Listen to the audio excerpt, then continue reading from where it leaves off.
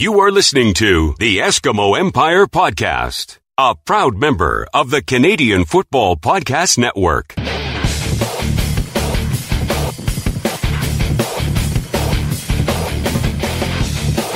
Welcome to the Empire. It's the Eskimo Empire Podcast. Riley's in the shotgun, looking downfield, and then throws. It is up in the air to the goal line. Bounces. What a catch! What a catch by Duke Williams! Touchdown, Eskimos! Bryant Mitchell! It's going to be intercepted. Arjun Colhoun. Mike appears to be a CFL encyclopedia.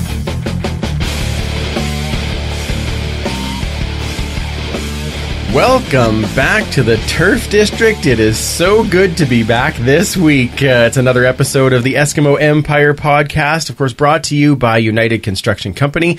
Check out all the great builds they do at unitedconstruction.ca. And, of course, while you're there, check out all of our links and social at eskempire.ca. I'm Andrew, and to my podcast left is the one and only superfan, Mike. So good to be here. I know. It's been like 3 weeks of why do we have to be here? And now, yay! It's great to be here. At Angry Esks fan is now at Happy Esks fan. That's excellent. I'm glad. I was waiting for your new Twitter handle at the end. Commissioner Kayla is back in Canada, but probably a little bit sleepy at this particular She's lagged moment. The jet, yes. That's right. So hopefully she will be back with us next week. In the meantime, though, boy, do we have a fun guest. Yes, we do. Yes. Joining us this week is the chair of our favorite Grey Cup party, the Spirit of Edmonton, Mr. Gerry Hirashi. How are you doing, man? I'm doing excellent, gentlemen. Thank you for having me tonight. Absolutely. I'm glad you could come and make it in here and chat with us because we have so many questions and we want people to know. I mean, if you don't already know about Spirit, you got to know because this is the place to be over the Grey Cup week. So, and I want to get into all of that and the breakfasts and all those things, but first, I want to talk to you because you're first and foremost you're an Eskimo fan, and that's kind of what got you here. So, when did you kind of fall in love with the team, and when did you start watching? Always been a huge fan of the Eskimos. My dad is born and raised in southern Alberta, so he's going to be 90 years old next week, and he's a diehard Stampeders fan. So as a young lad growing up, anyway. Yeah, well, you have to, you know. But as a young guy growing up, you know, you were listening to Brian Hall on the radio, and I'll never forget because we weren't that good back in the late 60s and early 70s, and listening to those games. So I've been a fan all my life and have always loved the green and gold and loved the Eskimos, and got my first season's ticket, and I think it was 1982. And as my family grew, so did my season's ticket base, and I've got 6 seats now and 25 years or whatever it is. Really? I've been doing it. So yeah, just I love the Eskimos. Okay, so important question: East side or West side? Oh, you got to be on the East side. Oh, well, it's been fun. Thanks for coming in. It's only for the sunshine. Only for the sunshine. Yeah, no, it's so funny because we both sit on the west side, and of course we have west of us, which is at halftime on the west side. Yeah, and it's but we call it the dark side, and that's why it's so good, right? We have dark side of the Empire. That's right. Makes sense. Totally makes sense. I mean, I've been a West Sider since Clark. Oh yeah, yeah. Right. So we were in Section E in Clark and Section G in Commonwealth. Yeah, it's funny how it just sticks, though, right? Yeah. Like you get to your one spot, and that's what you like. Well, I'm upper Section X, and we've all been there. There's probably 25 of us that have had season seats all together in the same spot, in the same area. Yeah, yeah, that's amazing. That's that's your football family. Yeah, right? That's exactly it. Yeah, absolutely. So we talked about obviously on the Periscope. I tend to bring in just a few items of Eskimo history or just memorabilia. Do you have any sort of collectibles or things at home that are tied to the team? I was looking at your pennants, and my dad was a collector, so I've got a bunch of the old ones from way back, probably in the 70s, when the Montreal, the first Alouettes were around before they went to Concord and then back to Alouette. And so I've got a lot of the old style stuff, and that's cool. I was saying earlier, I was going through some of my old Eskimo stuff, and I found a banner from the 1984 Spirit of Edmonton room, which to me was just a party. I wasn't even planning on ever doing anything. No. Here I am running it, so it's kind of neat to have that hanging around the office at home. Absolutely fantastic. Of course, that was the first year we hosted the Grey Cup. Yes, yeah. And now it's come full circle. So. Now, and do you get other memorabilia stuff from Spirit every year, or is it just do you get certain things here and there, or how? You got to be careful. I could collect tons. and tons of a stuff. bigger house. Yeah, well, you talk to my wife because she'll say yes, but not for that reason. But yeah, we there's lots of stuff out there that that we can collect and have fun and just like you do. If you're touring around, you're looking at things and you find some old Spirit stuff. I pick it up and it's kind of neat to have. And there's not a huge history of people with the Spirit of Edmonton. In our 45-year history, there's I'm the third chairperson. Oh, really? Wow! Wow! Yeah, so that's crazy. They hold on a while. I didn't know it was only 3. Yeah. Wow, that's amazing. So guys just hung around and kept doing it. Yeah, and now there's we're a little more official with our not-for-profit status and our bylaws and everything. So there's things that have to change every 6 years. Makes sense. But regardless of that, it's there's a long history with a small amount of people that have really done this for 45 years. Wow, that's cool. It's really cool. I know people that collect the tokens and have them every year. I don't think they do it on purpose. I think they just buy a whole bunch at the beginning, and at the end of it, it's like, oh, I got some left. Yeah, we love when that happens. That's a fantastic thing for us. Works out real well. Keep collecting those. Exactly. Yeah. Now, do you have 25 years? You've been going as season ticket holder. Do you have a favorite Eskimo player that's kind of stuck out to you? I remember Matt Dunnigan's first game as an Eskimo quarterback and thinking, man, this guy is something else. Sure. And that's coming after Moons. That's that was huge, and I remember sitting on my seats on the east side and nice shot. Good to put that in there. And shading. I was shading the sun, and I think I went out the next day and bought a number 16 jersey. Wow. And then the next one was probably Ricky Ray's first game when he came in. That was an amazing game. And I just this guy's so calm and cool, and we went on a huge winning streak back then, and it's special to watch those guys. No kidding. And then think of the guys we had, like the Tracy Hams and the Warren Moons, and exactly incredible. That's you're just running down the CFL alumni lunch dinner. That's exactly it. Line up when we're here that Friday. I was going to go all the way back to Bruce Lemmerman. So many good ones. What about current players? Do you have a favorite that's on the team now? Mike Riley is hard not to. Huge, exactly. They're at this level. You kind of get to know them a little bit, and so it's neat. It's kind of little perks that we have. Sure, but no, it's I have a 7-year-old daughter who's just a huge Mike Riley fan. Awesome. So he's probably number one. I would have to say that. Absolutely. That totally makes sense. Yeah. Well, let's chat about our game, because we're all biting at the bit to talk about the good stuff. Yeah. I think before we do that, though, I think we should do Sociable. All right, here we go. There we go. Sociable. Yeah, that's got to do it properly. When we have good things to talk about, we might as well get the Sociable out of the way. That's right. Get some celebrations. So, I missed my here. There, now I feel better. All right, so hey, we won. We sure did. Eskimos 34 to 16 over Ottawa. Nice bounce back game on all fronts, really, or pretty close to all fronts. At least two. At least two, exactly. We kind of break this down with good and what the fire truck. So let's start with the good. So what did you find that really stood out to you that was good in this game, Gerry? That I think it was the fire in Mike Riley's eyes again. Yeah. When even the first half, but when they came out in the second half and he just took control. Again, And it wasn't him in the first half that had the issue. No. Really. No, he was on his game Yeah. from the get-go. But that second half was something else. Yeah. I'm going to find someone sick and have him cough on him this week. Yeah. Just saying. Yeah. As soon as it gets a little sick there, you're not really sure. And next thing you know, 31 of 38 for 369 yards, the one giant TD, and 72 yards rushing. Not a bad day. No, not more bad at all. Mike Riley-ish than we have seen in the last few weeks. So that was fantastic to see. Yeah, it was good to see. Yeah, absolutely. Superfan, I know you want to talk about it. I do.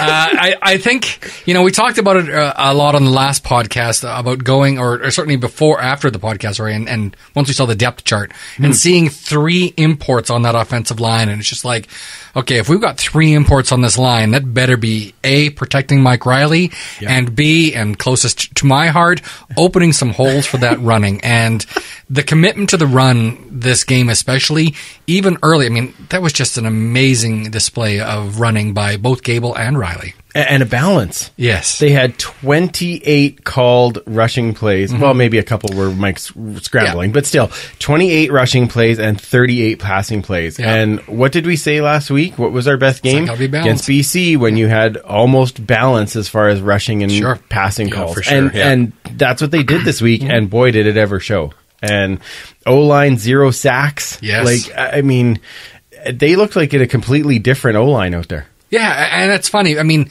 there was a couple of moves, right? When we had, you had Draheim going in at left tackle, which meant that Matt O'Donnell could move back to his more natural position at right guard. Yes. Now, I know when he was in the States, playing for Minnesota and things like that, he was a right tackle.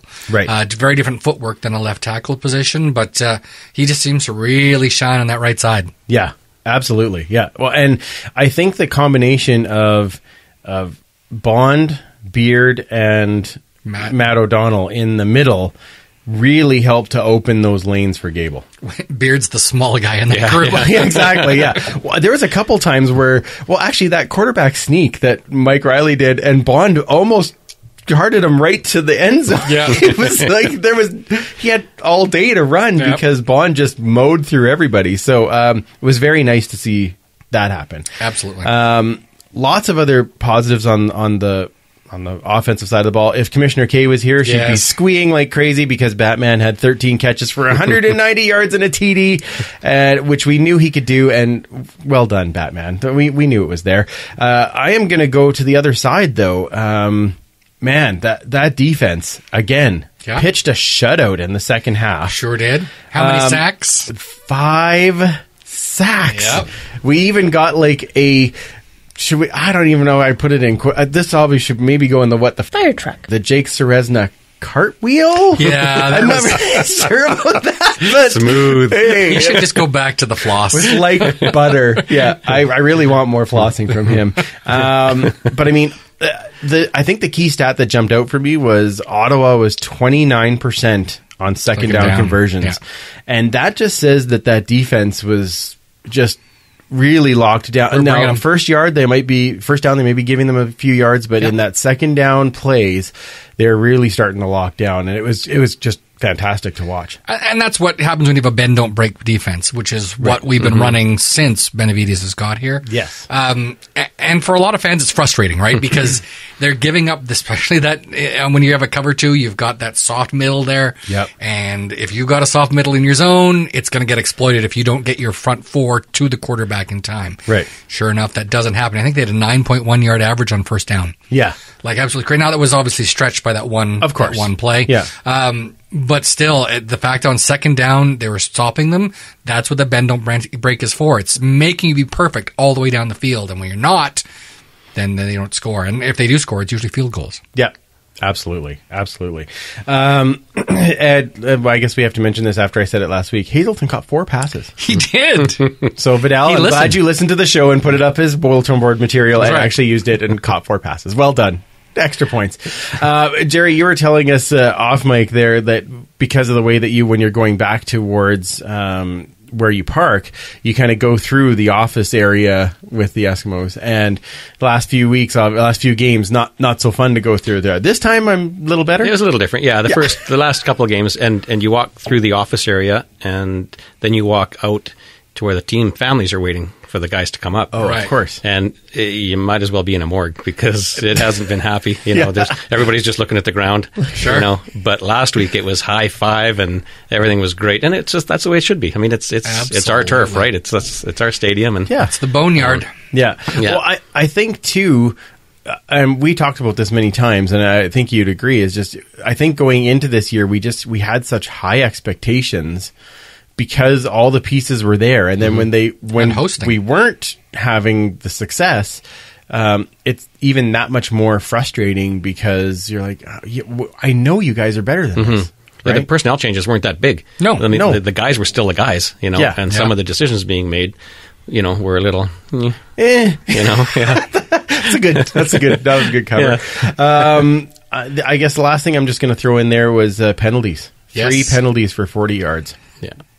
So nice to see. I don't even think we got one in the second half. No, it just seems to be It was weird because we talked about it before where the penalties had come down, but the team wasn't winning as much. And we're like, we need that fire again. But they showed where they could have that fire but be controlled. Yes, absolutely. I think that makes all the difference. Yeah, and my only thing is just let's not have this be feast or famine. Let's just keep it as a feast, shall we? Feast. I like continued feast would be good. It's like Spirit of Edmonton breakfast. Oh, and Sean Money White doing his best soccer impersonation. So that was great. Yeah, that was good. Actually, he didn't flail. No, he didn't.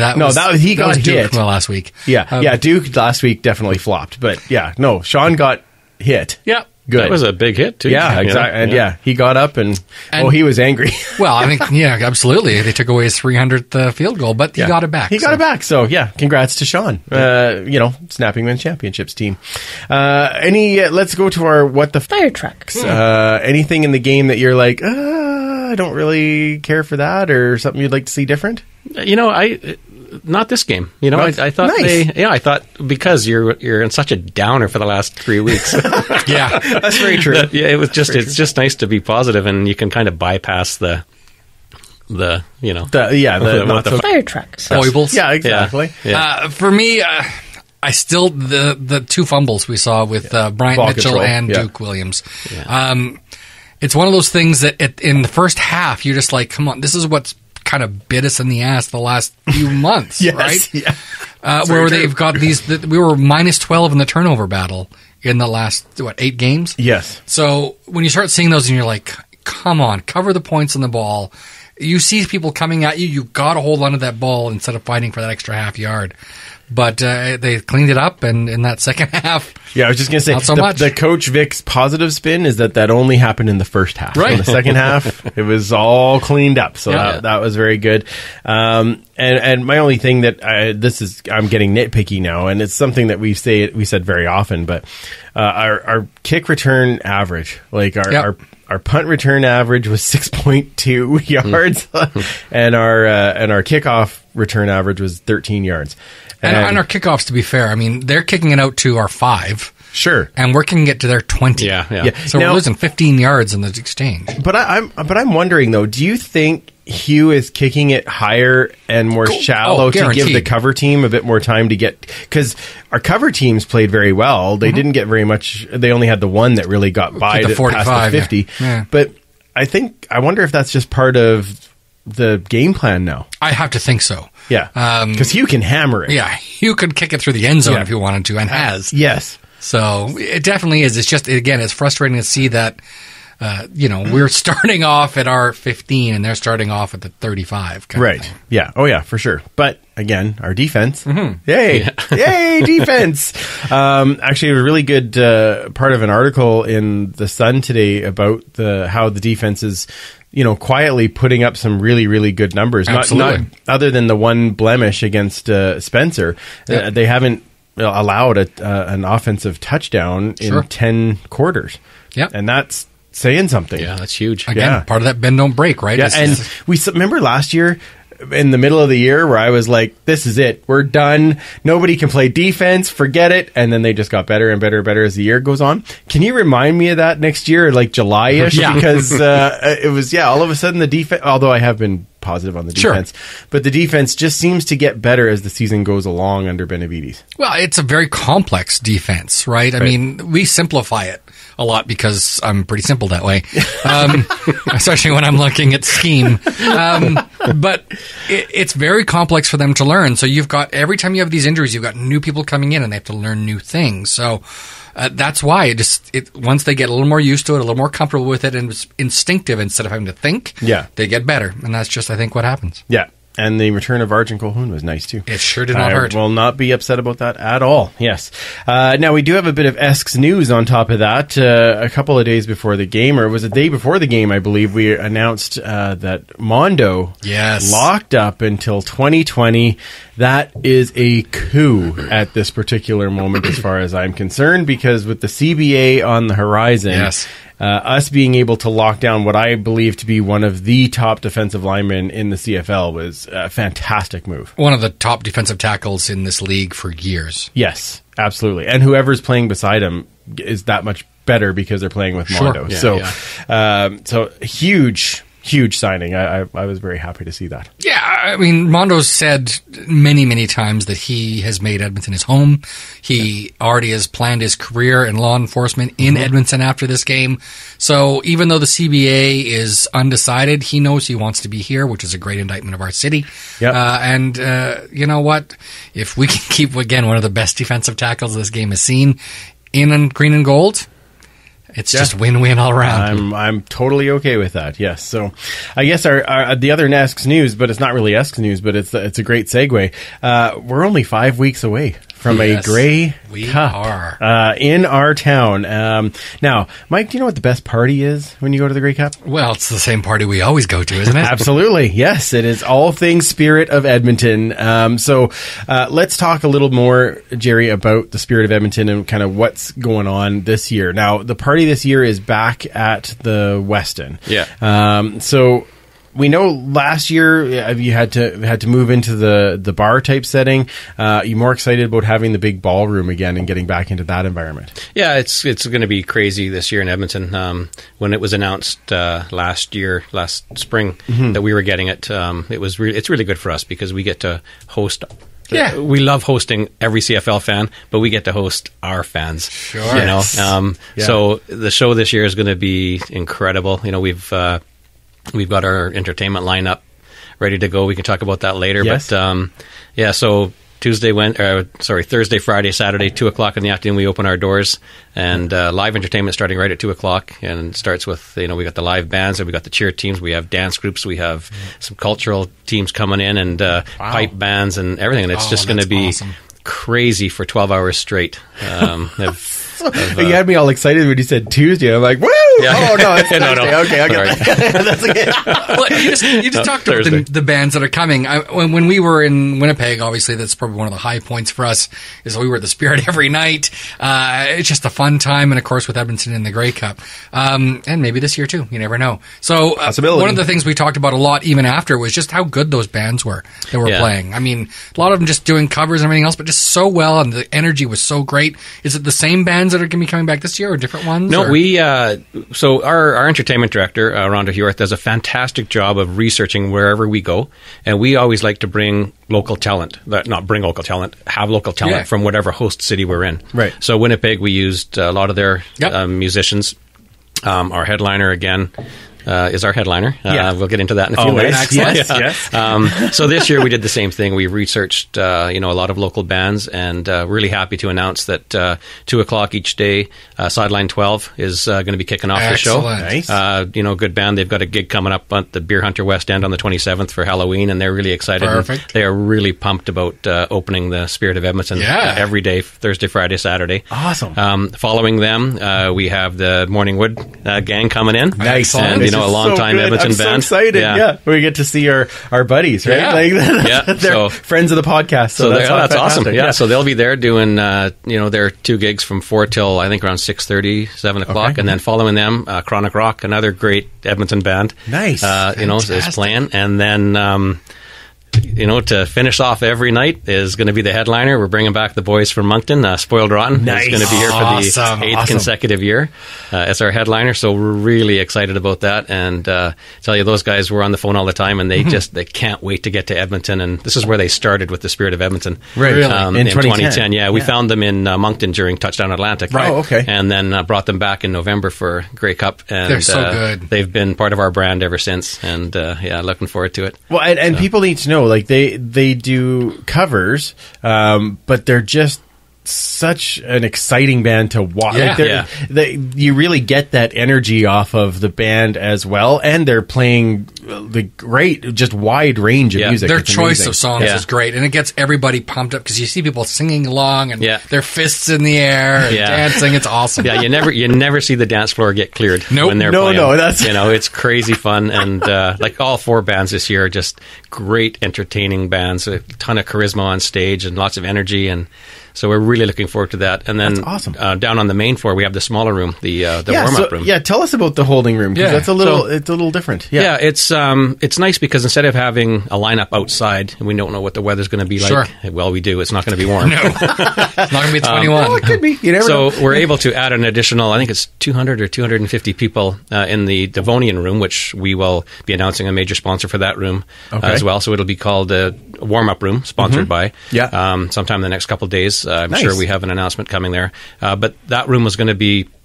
live entertainment. I think we're going to start around 4 o'clock with that room. Okay. Just to make sure that everybody's upstairs. And then when we get to capacity upstairs, we'll open up downstairs. Okay. But it's going to be the same great Molson products that we sell down there. We're going to have the live entertainment. It'll be on a smaller scale where we'll either have a 1 or 2 person, guys doing their gig. But it's going to be going right from 4 till midnight as well every day. So, hopefully a lot of people won't be standing outside.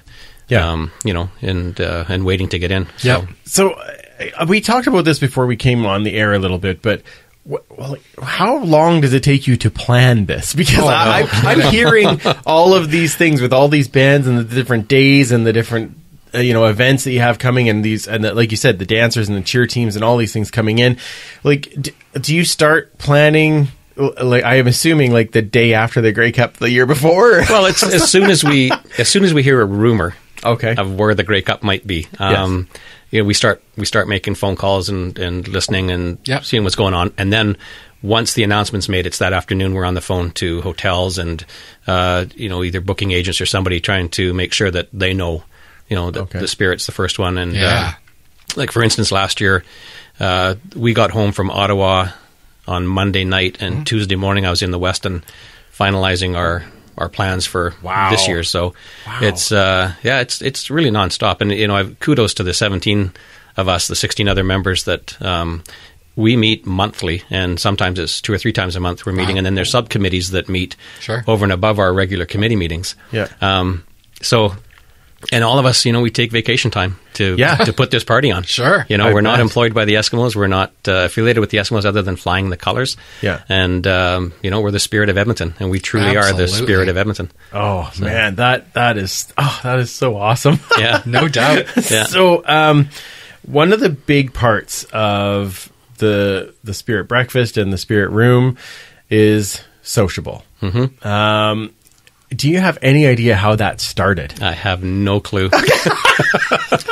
It involves sluice juice. It involves any type of beverage you have in your hand at the time. Sociable can break out at any time, whether it's 8 o'clock in the morning or 12:30. It doesn't matter. Sociable breaks out, and it's funny because a lot of the bands and host cities don't understand the true spirit of the Spirit until about 15 minutes into the room. Right. And then all of a sudden they're up there, Sociable! I love the fact that you can see all the colors there, all the different teams' colors. Not only the 9 teams of the league, but teams that don't even exist anymore. I've seen Baltimore Stallions. I've seen the old school Rough Riders from Ottawa, that kind of thing. That's a beautiful thing about the Spirit. And, with respect to all the other teams, they run their own team parties, and they're employed by the teams that host those parties. Right. Again, we're not affiliated other than flying the colors, and we welcome every team. And we want you to wear your uniforms, and I don't care if it's Calgary or Saskatchewan. Right. You're welcome into our room. Yeah. And the coolest thing is the Thursday night is like a homecoming night for everybody. They're back for another year of partying, and they all come to the Spirit of Edmonton room to meet everybody, to see each other, and the high fives and the hugging that's going on, and it's Winnipeg and Montreal and Toronto and Cal. It doesn't matter. Yeah. We fly the colors of every CFL team, but we're most proud of the green and gold. Yes. Absolutely. Oh, so for people who don't know, when Sociable gets called, everybody else says Sociable back, and everybody takes a drink. Right. So you've got 1,500 people. Yeah. All doing it at the same time. Yeah. Oh, that's so fantastic. That's great. So you talked about the breakfasts on the Periscope. I say breakfasts plural this time, which is it's a big deal. It is. It's huge. It's So we're doing the 2 breakfasts. We traditionally do it the Saturday morning of Grey Cup weekend, and it's really the unofficial breakfast of Grey Cup.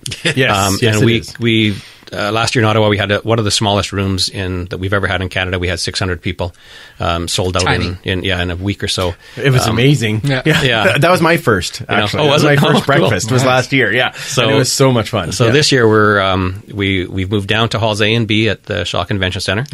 Yep. We sold out 2,000 seats on the Saturday morning in about 40 hours when we went on sale on February 14th, thinking that... Happy Valentine's Day, honey. This is what I got you for Valentine's Day.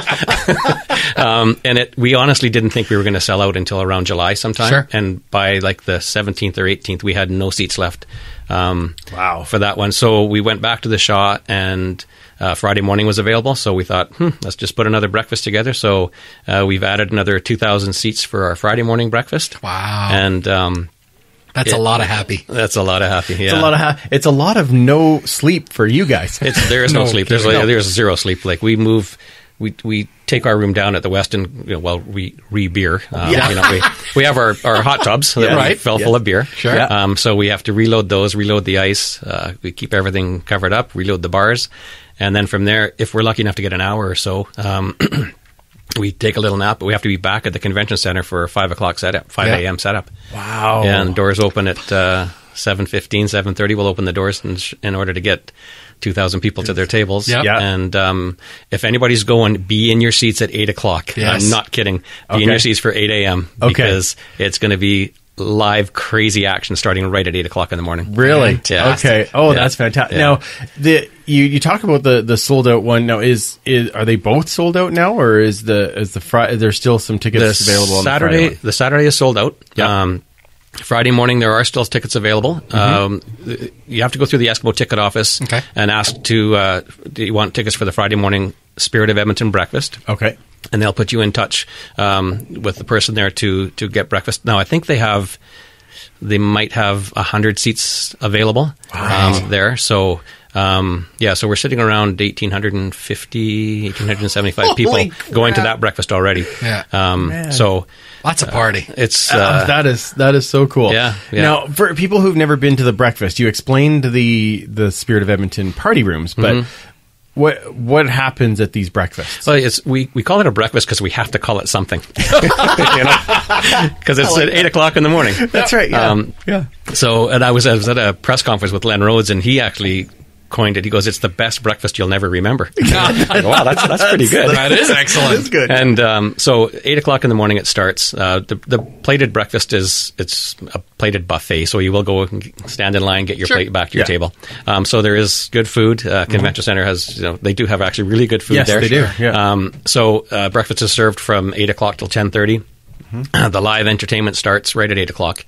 We'll actually have the Riders Pep Band upstairs welcoming people on Jasper Avenue as they come down into the convention center. Nice. And then, it's nonstop. We have, a Ukrainian dance team coming in. We have, I think it's a police pipe band we have coming in. Oh, very we nice. have a brand new Spirit of Edmonton dance team cool. coming this year. We have all the cheer teams are coming in. We have that fantastic Edmonton, the drum band that comes to the tailgate. Those guys. So they're going to bring a ton of energy to our room as well. Yeah. Awesome. I was actually meeting with another big media outlet that's going to be broadcasting live from our room, and they asked me about our schedule. I said, our schedule is tighter than your schedule, because it is actually nonstop from 8 till noon. So yeah, absolutely. Both days, it's tons of fun. And if you haven't got your tickets, get them now. Yeah, exactly. And of course the host too, Mark Schultz. Mark Schultz is back with us now. Awesome. He's going to do Friday and Saturday mornings. Yeah. He right off the bat brings the energy. Absolutely. If you're a little tired or you're maybe hurting a little bit from the night before, you forget about it right away when Mark's there firing everybody up. And then 8:30, 8:45, the magical sluice juice appears, and it's all of a sudden noon. Yeah, exactly. Now you explain that on the Periscope. It is basically a vodka orange juice with other fun ingredients. A couple other ingredients, yes. yeah. With some more goodness and love. Okay. Yeah. Now, you also said on the Periscope, how big is the tank that you bring? Well, we traditionally have a 500-liter tank that we mix, and it's about 6 feet off the ground or 7 feet off the ground. So we're on ladders, and people are opening, and pouring, and you're getting covered in vodka and sluice. And but this year, because of the size of it, we've actually built another one. So we have 2 500-liter tanks, and we'll rotate those. So the inventory of sluice juice will probably go through 2 or 3 times. Wow. Each breakfast. So, and that's just our table. Yeah. That's true. Yeah. It's crazy. It's like 57,000 ounces of the vodka. And it's crazy. Yeah. Oh, my goodness. Oh, we do love our breakfast Oh, drinks. I am so excited. Yeah. So, are you guys part of the Grey Cup parade that goes every year? No, it's... They're all hammered from the breakfast. I was going to say, now, the funny part is the parade starts at noon, 108th Street, and works its way east down Jasper Avenue. We're going to be letting 2,000 people, sluice-juiced people out right around of the convention center. Yeah. So anyway, no, we won't be participating. Unfortunately, the timing didn't work for us this year, but it'll be good. So now, obviously, I mean, these sound amazing on so many levels. But is there other events that Spirit is part of during Grey Cup, or is it really just the room and the breakfast? That's the breakfast in the room. You know that's a lot. It is like so much. Yeah, we. I also sit on the Grey Cup Festival Committee as the liaison between the team parties. So I've helped organize every other team party, so we know where the locations are, and they're all going to be fantastic too. You know, it's. The nice thing is we're the only one opening on Thursday night. So come on down, experience the Spirit of Edmonton Thursday night, stay all night, listen to all the local entertainment, and have a great time. Friday and Saturday, can go to all within walking distance. Get into the Shaw, and Ryderville's there. BC Lions Den is there. Nice. Touchdown Manitoba is there in the afternoon. And then the Stampeder team party is going to be in the Empire Ballroom at the Hotel Mac. Okay, yeah. So, I mean, everybody's doing something all within a nice little walk. Stumbling distance. And then after you're bored with all those other team parties, just come back to the Spirit. Or just stay. Or just stay. I'm just saying. Exactly. Like I said, when we were there, we were pretty much, every night we were there, and pretty much most of the nights we were there. That's the whole right. time, so. In my years, I found that, like I say, the Thursday night is homecoming, and we get jam-packed about 4 o'clock. In Ottawa last year, we were lined up at 6 p.m., and it was crazy all night. We're expecting that again this year. So Thursday night is just a great homecoming night. Sure is. Friday we find it'd be a lot of newbies, a lot of Edmontonians that haven't experienced us yet, as all the Grey Cup vets travel around and see everybody else. But then by 10 o'clock, it's lined back up in our room to get back in. And then Saturday, right after the breakfast, they just come into our room and stay from 2 till 2. Nice. That's awesome. Now, tell people, how much does it cost to get in? We have a cover charge. It's a $10 cover, and we're working with the hours of when the cover charge is going to happen and see how things go. But so it might be not to cover earlier and then later on. Who knows? Like we haven't even I haven't discussed it with the committee yet, but we need to. We'll come up with something. But $10 gets you in your wristband. You only have to pay the cover charge once, but it doesn't guarantee you front of the line or re-entrance. Right. Okay, so if you leave, you're gone. You're back to either the warm-up room downstairs or back in line. So, but yeah, it's only a one-time Thursday, Friday, Saturday. It's $10 a day. Perfect. But yeah, it's worth it. Yeah, totally worth it. Absolutely. Yeah, because you guys also have the cheapest drinks, so it's great. Yeah, great. Yeah, get the chips and away you go. Hoard those drink tokens. That's right. Yeah. Or try to barter them off for things like Brazilian Thai. That's entirely possible. Okay, so now if people want to follow everything for all things Spirit of Edmonton, I assume the best place is probably Twitter. That's where I noticed. Yeah, Twitter is really good. Spiritofedmonton.com. Our website has everything accurate and up to date. Okay. At Spirit YEG. Yeah. We're on Instagram as well. Excellent. So all our social media sites are good. Grey Cup Festival has done a good job of everybody's sites. So you'll see the Spirit of Edmonton logo on there. Everything is... There's a matter of fact, Friday morning tickets. Breakfast tickets are available through the greycup.ca festival site. Perfect. Click on the events for Friday morning and purchase tickets, and it leads you right to who you need to talk to at the Eskimo office. Oh, awesome. So it's perfect, yeah. Okay. Yeah. Fantastic. Well, I tell you, I am so fired up about this. I get excited every year, but we are going to have a lot of fun when we're there. I know that for sure. And lots of people doing this or listening to this will have a lot of fun there. So let's take a really quick break, and then we will come back with our CFPN game preview, our pick'ems, our fantasy picks, and of course, the Eskimo history moment. This is Warren Mooney. You're listening to the Eskimo Empire Podcast. Keep supporting the Eskimos. The Eskimo Empire Podcast is brought to you by United Construction Company. As a full-service commercial general contractor, United Construction Company serves large and small-scale commercial, light industrial, and multifamily residential construction projects across Western Canada. UCC is a relationship-focused builder, forming a trust and respect that is at the forefront of their commitment to quality, value, and integrity. Visit their website at unitedconstruction.ca to find out more and support them as they support the Empire. Get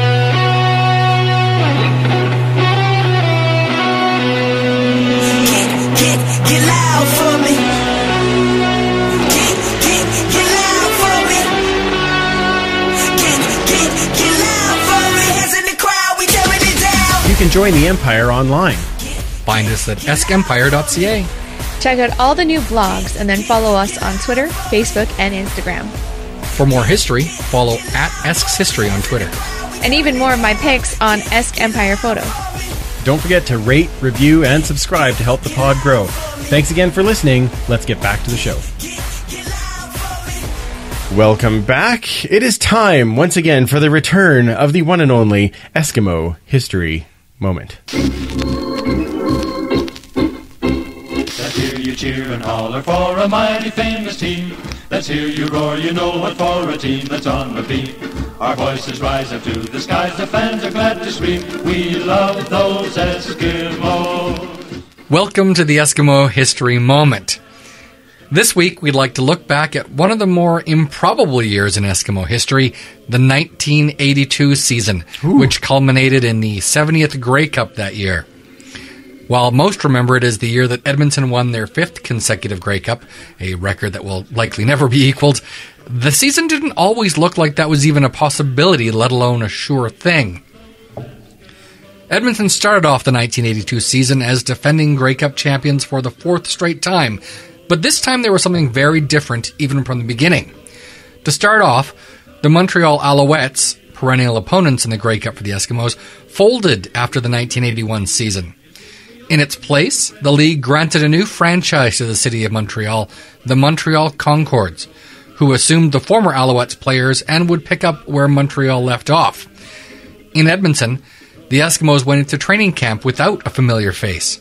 Tom Wilkinson had retired after the 1981 Grey Cup, and Warren Moon went into the camp as the starter, as was expected, but now without an experienced backup. Several contenders went into camp hoping to back up the future Hall of Famer. Names like Ron Calsani, Phil Davis, Mike Williams, and Cliff Olander. Brian Brumell. Oh, yes. All on the Wall of Honor. I'm not sure which Wall of Honor. Brian Brumell was back after 2 years as the third man in the Esks taxi squad, but ultimately it was Olander who won the coveted spot on the sidelines and holding for field goals and points after. Edmonton went 2-2 in the preseason, beating BC and Winnipeg, but losing to Saskatchewan and Calgary. But preseason meant nothing, and the faithful at Commonwealth were undaunted. The still newish home of the Eskimos had expanded late in the previous season due to the high demand and the upcoming Universiade Games the following year. The seat count had grown from just over 43,000 to just shy of 60,000, which was a nearly 40% increase from the old number. Even still, season tickets were nearly impossible to get. Even with 52,000 season tickets made available, the stands were packed for every game. Edmonton beat the Ottawa Rough Riders in the season opener, besting their 1981 Grey Cup opponents 55-7 in the nation's capital, and the team was well on its way 6 days later when they beat the rebuilt Toronto Argonauts 31-12 in the home opener at Commonwealth.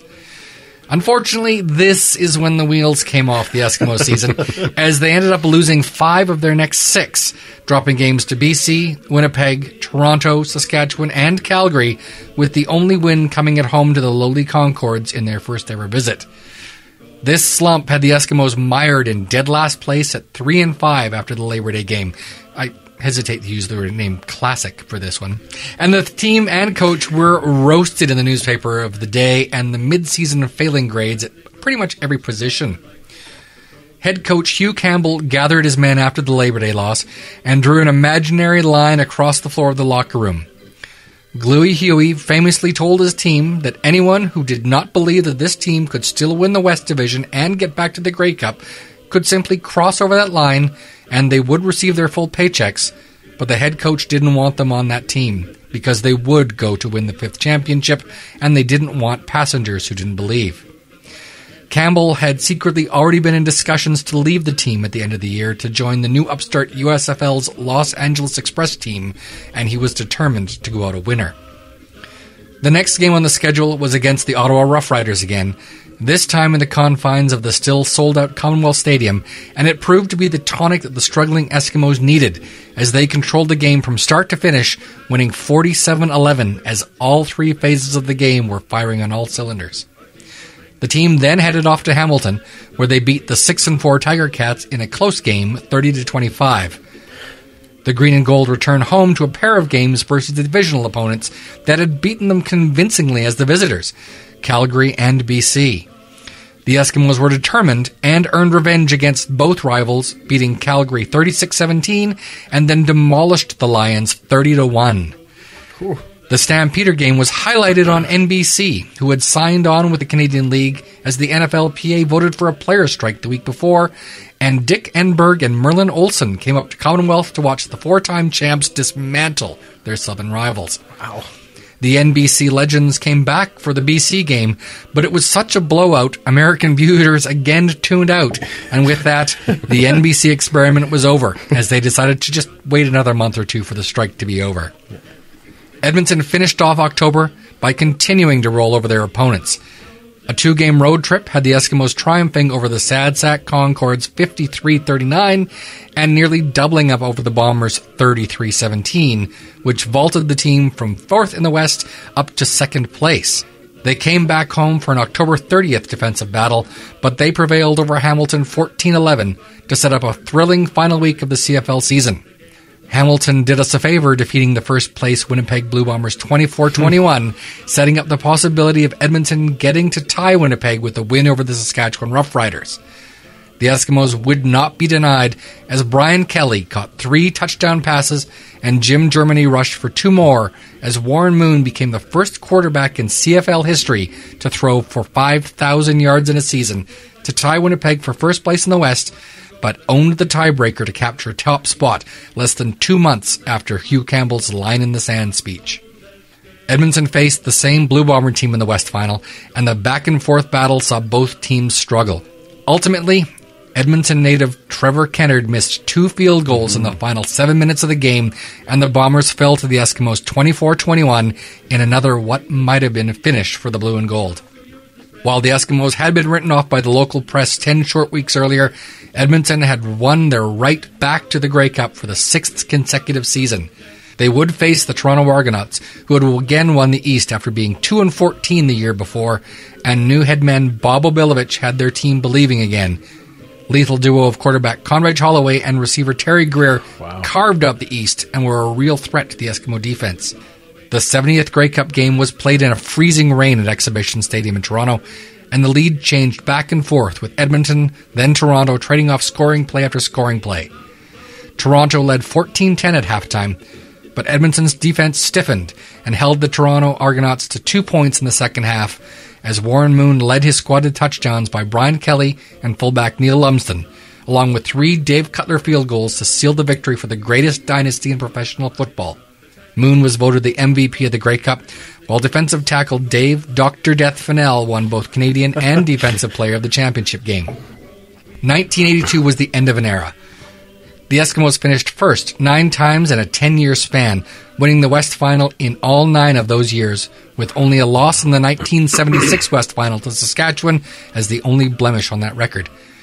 Only a handful of people were with that team from the beginning of the 1973 season through the 1982 Grey Cup. Kicker Dave Cutler and defensive back Larry Highbaugh, and behind the scenes, GM Norm Kimball, operations man Quincy Moffat, Canadian scout and former Eskimo Frank Morris, and the equipment men Tom Pond and the still current Eskimo equipment manager Dwayne Mandrusiak.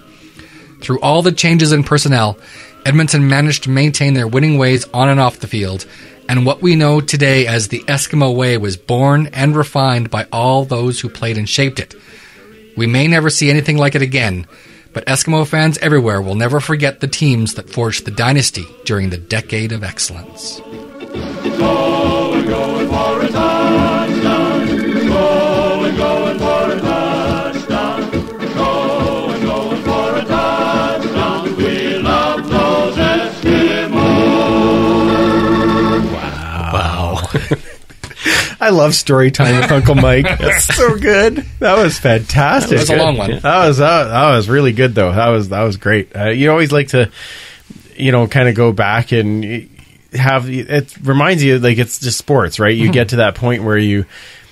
Like I just said, everybody, if there was podcasting at the time, be like, oh, well, forget it. Oh, that was a good run. Yeah. Hey, we did 4. Very good. Sound a lot like me last week. And then, all of a sudden they turn it around and they start playing and you think, okay. They won 8 straight. They kind of got that all together, right? So that was amazing. Thank you, Superfan. Yeah. Love it. Let's go to our pick'ems, shall we? So the leader this week in pick'ems is still Steve-O, 18. I'm not sure if anybody's going to catch him. I am way down now, 39th. Superfan, you're up to 27th. Ooh, look at me fly. My favorite number. Very nice. True. Stupid Calgary ruining my streak. Yeah, I know. Calgary, you had one job. I went 3-1 this week. That was my blemish. Jerks. All right, let's talk about our Friday night doubleheader that is coming up. Boy, both huge games as far as the CFL is concerned. First game going down, it is the Hamilton Tiger Cats in the nation's capital to face the Ottawa Red Blacks in... it's a battle for first. They're tied, and whoever wins is going to take over first. So, Gerry, we always let our guest go first. So, who do you see winning that game? That's a weird one because you don't know what team's going to show up for either of those teams. I totally agree. You have no idea. Yeah, I don't know. I go with the home team. But if Mazzoli decides he's going to play his game, then I'm going to stick with Ottawa. You're going to stick with Ottawa. Yeah. Okay, super fan. I'm right with Gerry on this one. This is one of those games where you're like... Both teams can easily dominate. Both teams can fall apart and do anything. But like Gerry said, I think I'm just going to go with a home team in this one, and I'm going to pick the Ottawa to win this one, and maybe the return game next week, it'll be the way around. Yeah. All right. Well, I need to catch you, so I'm picking Hamilton. Excellent. No, I was going to pick Hamilton anyway. I just think, not that I don't think the Red Blacks will make a game of it. Not that I think it's be a very, very close game. It could go either way. Yep. Honestly, I could have asked Siri to give me the who's going to win. Yeah. But I do think that I just think lately Hamilton's had more consistency. Sure. And definitely more consistency on offense when you start looking at Brandon Banks and Luke Tasker and them trying to get John White more involved. Like I think there's definitely more going there. So I'm going to say that Hamilton pulls out a squeaker in this one. So our next game is, of course, our CFPN game preview. Now, usually we would have another podcaster in, but we wanted to have some extra time for Spirit of Edmonton. So that was much more important this week. So it's Esks versus BC. It's in BC Place. The Uncle BD Stats Minute. Sean White has not missed a field goal under 30 yards as an Eskimo. Nice. He is 50 for 50. That's why we call him money. Yeah. Absolutely. Now, the one drawback to this stat is that overall, he's 23 of 30 at BC Place, which is a little lower than his average. But I hope that this week he will. Well, to be fair, he was also playing for the Lions too, so that's probably that could be part of the. Yeah. Okay. So since as an Eskimo, he's been outstanding back then. Right. And now he's going to be amazing this week. That's right. Gerry, when you look at this game, what do you think the keys for the Eskimos are to try and take this one down against a BC Lions team that's kind of found their new way of playing and then they're kind of tearing it up? The biggest thing on if our offense plays like they played against Ottawa, is fine. They got to hang on to the ball. Yeah, I agree. The turnovers are killing us, and it's not. It's turnovers in the red zone. Yes. It's turnovers for points against us. The offense is our worst defense, right? The last couple of weeks. So kind of, yeah. Our defense has been solid. Like you say, they bend but they don't break. They've cut way back on the penalties that are either drive continuing penalties or. Mm-hmm. But if we can hang on to the ball on offense and maybe create a few on defense turnovers. And Riley comes with that fire that he will. Yeah. I think the Eskimos are going to do quite well on Friday night. All right. Super fan. Well, we got to be hungry in this one. This game means everything to us right now. If we lose this game, we are knocked out of the playoffs. That's right. If we win this game, then we really control our own destiny. For me, the game is won and lost in the trenches, and both sides of that line have to dominate. Like we saw in the last game, especially the last half of that last game. Yeah. Keep Mike Riley upright, rattle Travis Lulay and throw him off his game a bit, and I think we're going to come out with the W.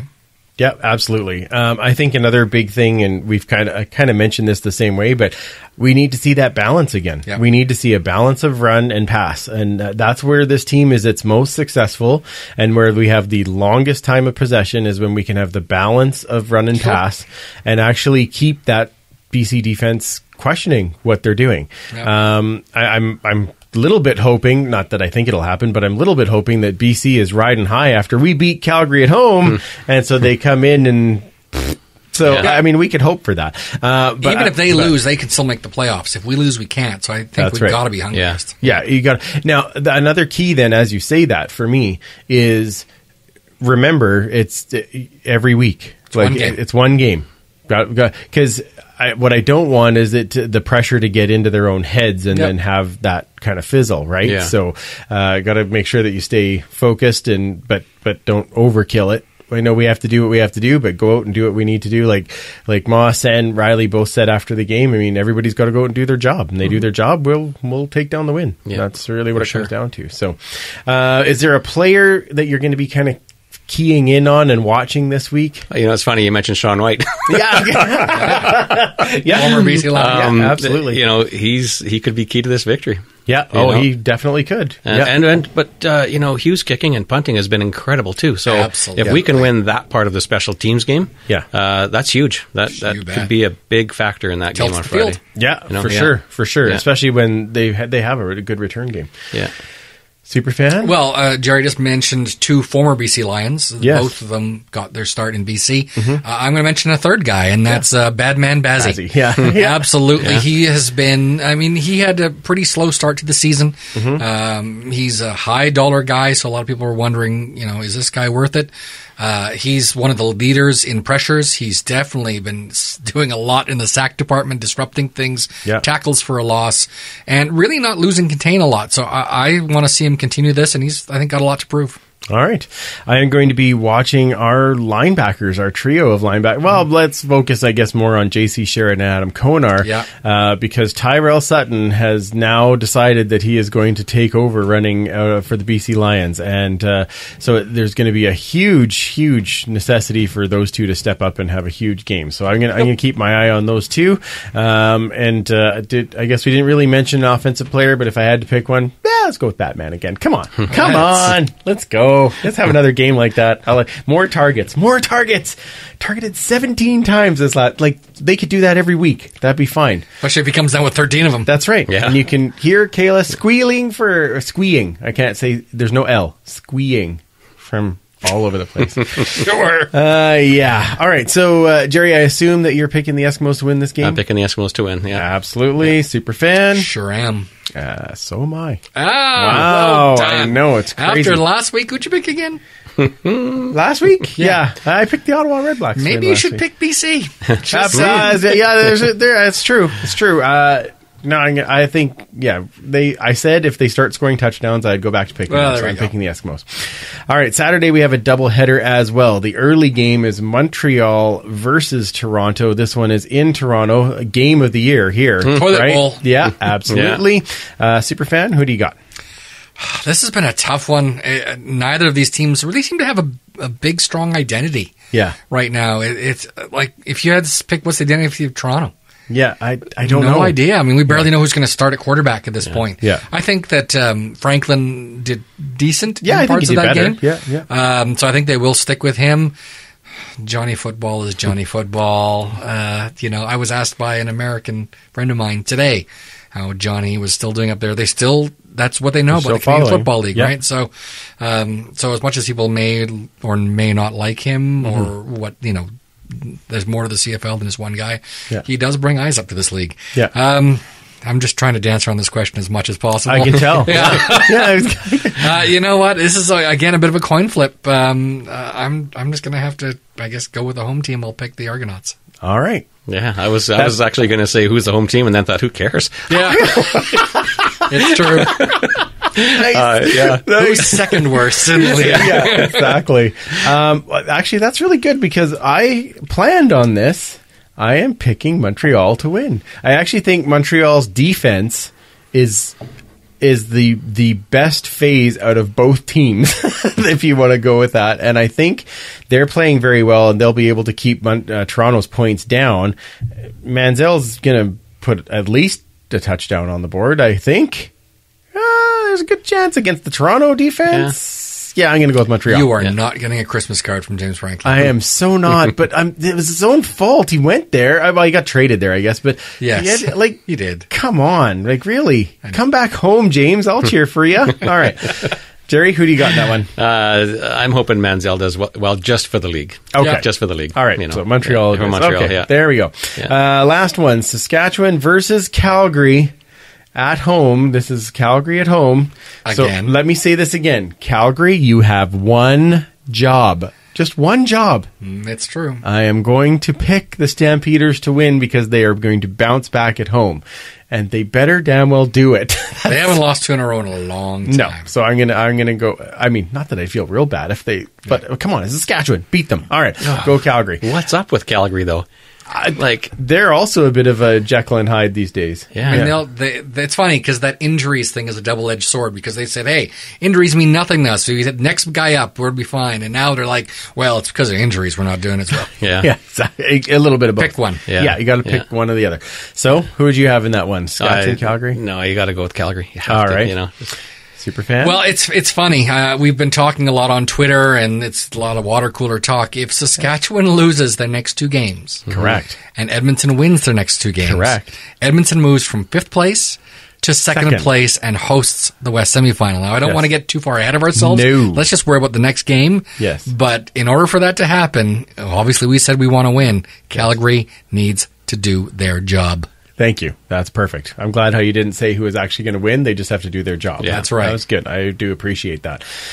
Fantasy, very quickly. Now, are you into the fantasy there? No, Gerry? not fantasy. Fantasy is no more sleepless nights after the Grey Cup. Okay, that's a pretty good. That is a fantasy. That is a fantasy. Yeah, exactly. Yeah. Fantasy is 1 hour of sleep in between Spirit Room and breakfast. Thursday and Saturday night. Yeah, that's perfect. Okay. Our leader in our little pool that we've got going on is the Hell Caminos this week. Oh, I had a big week. I am up to 9th. And you are 24th at this particular moment. So that's we're crawling up there. I had a pretty good week, though. I was ahead of you. Yeah. I was 0.1 behind Travis. So 92.0 for me, 92.1 for him. Yeah. And then, and you blew all your wad the first game. The first night, yeah. Pretty good first night. That was great first night. Yeah. 93 points on one night. I'll take it. I was all right with that. Any fantasy player picks for this week for you? Well, after the outstanding job that the Saskatchewan offense did against Winnipeg, I got to say that they're worth the extra money to take that Calgary D. Yeah, very, very much could be that. I am actually, for the first time, pondering taking Manziel. Going up against that Toronto defense, which just can't seem to have a secondary, and they don't get a ton of push since they traded Sean Lemon, so Does he put some points on the board? He's not that expensive. What, $6,500? Yeah, I know. He's only $6,000 actually. So I'll take it. Something to think about. Absolutely. Well, thank you again, Gerry, for coming down and being part of the show. This was awesome. I'm so glad you filled us on all things spirit. Sociable. Yeah, that's right. Got to do that. Yeah. I wish I had anything left. No, I got. That's perfect. And that's funny. I'm going to be saying that a lot in Spirit Room too. Which I got to get another one. There we go. Yeah, where the hell's Brazilian tie? No, we need to get this going. So tell everybody where, again, they can find Spirit of Edmonton information, all those types of things as they come into the week. Yeah, we're on the spiritofedmonton.com is our website. It's got everything there. All the information, all the entertainers are going to be posted soon. Perfect. We're at Spirit YEG on Twitter. Yeah. We have our Facebook page. We're social media, on Instagram.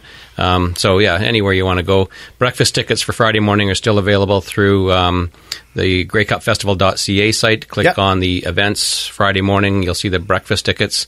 Or you'll see the Spirit of Edmonton breakfast logo. Click on that, and boom, it'll take you right to the Eskimo office to order tickets for that. So. Perfect. Awesome. Get them quick, because they'll be gone. Get them quick. They will be gone. Yes. Well, and we did just discuss earlier that the Eskimo Empire podcast will have a table at the Spirit of Edmonton, so we will be able to record some podcasts there. Now, we won't be there through the whole night because we're going to be in using. Well, you will be there the whole night. You just won't be. Yeah, exactly. Not the table. Not the table. Yeah, exactly. That's the balance.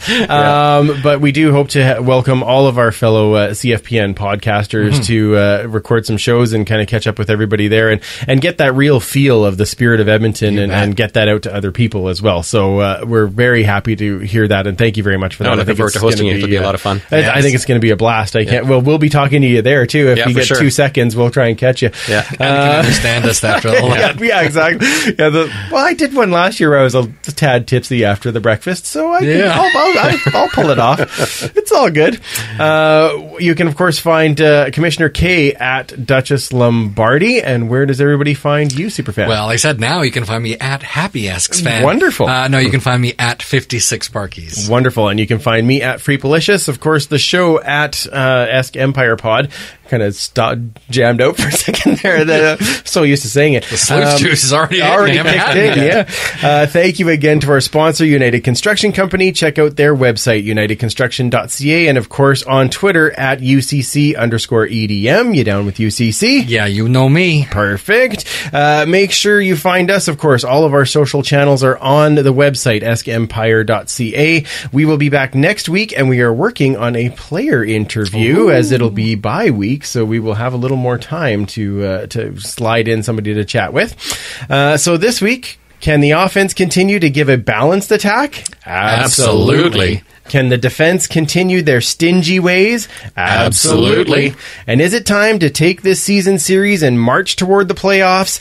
Absolutely. For Gerry, Commissioner Kayla, and Superfan Mike, I'm Andrew. Remember, you can't catch footballs with your face, and we will absolutely talk to you next week. Thanks for listening. Find more great shows like this at CF Pod Network on Twitter.